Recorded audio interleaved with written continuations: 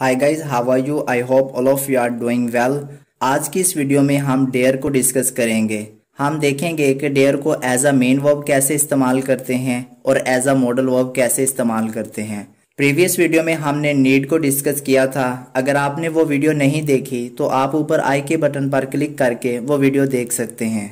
चलिए स्टार्ट करते हैं डेयर को as a main verb. Urdu में इसका मतलब बनता है जुर्रत करना या हिम्मत करना।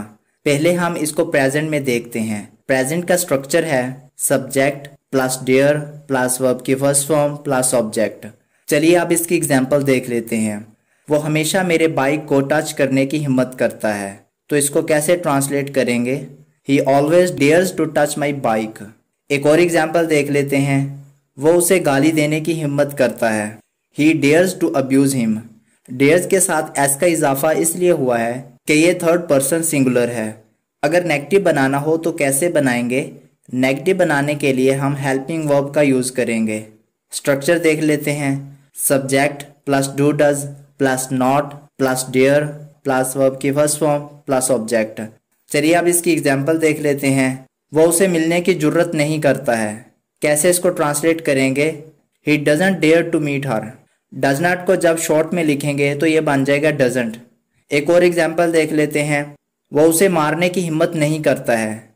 इसको कैसे ट्रांसलेट करेंगे? He doesn't dare to beat him. यहाँ तक क्लियर है? चलिए अब हम डेयर का यूज पास्ट में देखते हैं। पास्ट के लिए पॉजिटिव सेंटेंस का स्ट्रक्चर होगा subject plus dared plus verb की first form plus object. Example देख लेते हैं। उसने मेरा लैपटॉप इस्तेमाल करने की हिम्मत की। कैसे इसको ट्रांसलेट करेंगे? He dared to use my laptop. एक और एग्जाम्पल देख लेते हैं। उसने उसे मारने की हिम्मत की। इसको कैसे ट्रांसलेट करेंगे? He dared to beat him. मैंने पिछली वीडियो में बताया था, फिर दोबारा रिपीट कर देता हूँ। हम टू का यूज तब करते हैं या इसलिए करते हैं जब दो वर्ब आ जाएं। जैसे यहाँ डेयर भी वर्ब है और यूज भी वर्ब है। ये अगले वर्ब को इन्फिनिटिव बनाने के लिए यूज किया जाता है। अगर हमने नेगेटिव बनाना हो तो कैसे बनाएंगे? नेगेटिव बनाने के लिए हम हेल्पिंग वर्ब का यूज करेंगे। पहले इसका स्ट्रक्चर देख लेते हैं। Subject plus did plus not plus dare plus verb की फर्स्ट फॉर्म प्लस ऑब्जेक्ट। चलिए अब एग्जाम्पल देख लेते हैं। उसने मेरा पेन चुराने की हिम्मत नहीं की। इसको कैसे ट्रांसलेट करेंगे? He did not dare to steal my pen. Past में जब आप नेगेटिव या इंटेरोगेटिव बनाते हैं तो वर्ब की फर्स्ट फॉर्म हो जाती है, तो ये जो डेयर्ड था ये डेयर हो गया। एक और एग्जाम्पल देख लेते हैं। उसने मुझे मारने की हिम्मत नहीं की। इसको कैसे ट्रांसलेट करेंगे? He did not dare to beat me. अगर हम डिड नॉट को शॉर्ट में लिखें तो ये बन जाएगा डिडंट।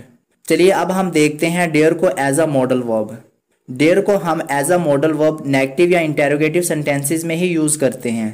पॉजिटिव सेंटेंसेस में तो ये एज अ मेन वर्ब इस्तेमाल होता है। गवर्नमेंट जॉब के एग्जाम में जो एरर आते हैं वो मॉडल वर्ब से ही आते हैं। पहले प्रेजेंट इंडेफिनिट में इसका स्ट्रक्चर देख लेते हैं। Subject plus dare not plus verb की फर्स्ट फॉर्म प्लस ऑब्जेक्ट।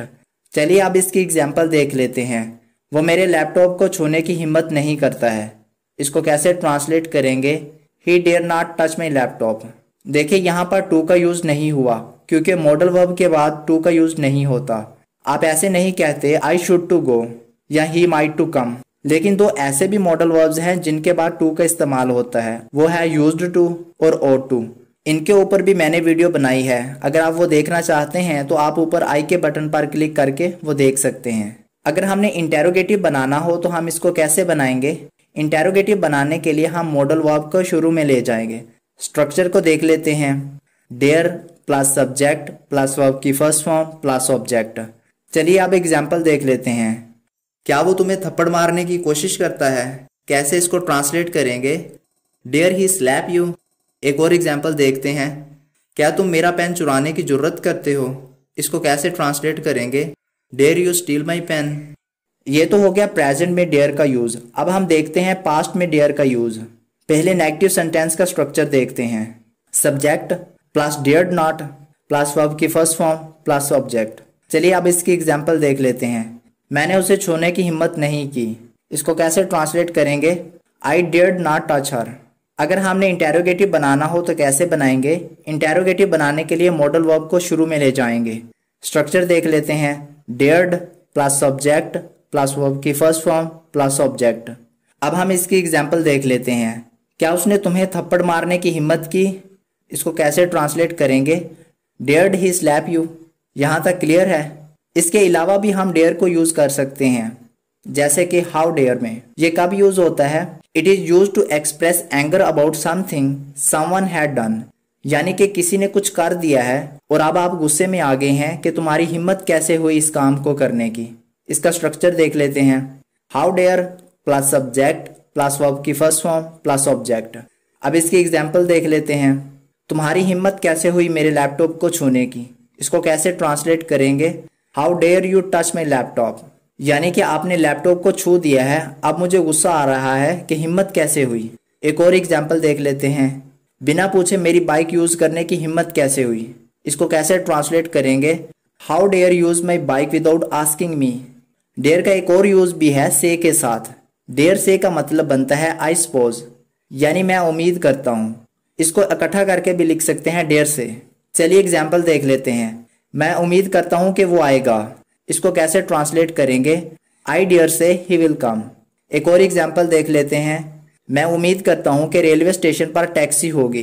तो इसको कैसे ट्रांसलेट करेंगे? I dare say there will be a taxi at the railway station. आज मॉडल वर्ब कंप्लीट हो गए हैं। अगर आपने सारी वीडियोस नहीं देखी तो आप कमेंट में लिंक है वहां से जाकर देख सकते हैं, या डिस्क्रिप्शन में लिंक है वहां से जाके आप प्लेलिस्ट चेक कर सकते हैं।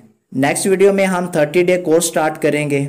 इसके लिए चैनल को आप सब्सक्राइब कर दें और साथ में बेल आइकन को भी प्रेस कर दें ताकि आप कोई भी वीडियो मिस ना करें। मिलते हैं नेक्स्ट वीडियो में, तब तक अपना ख्याल रखिएगा। अल्लाह हाफिज़।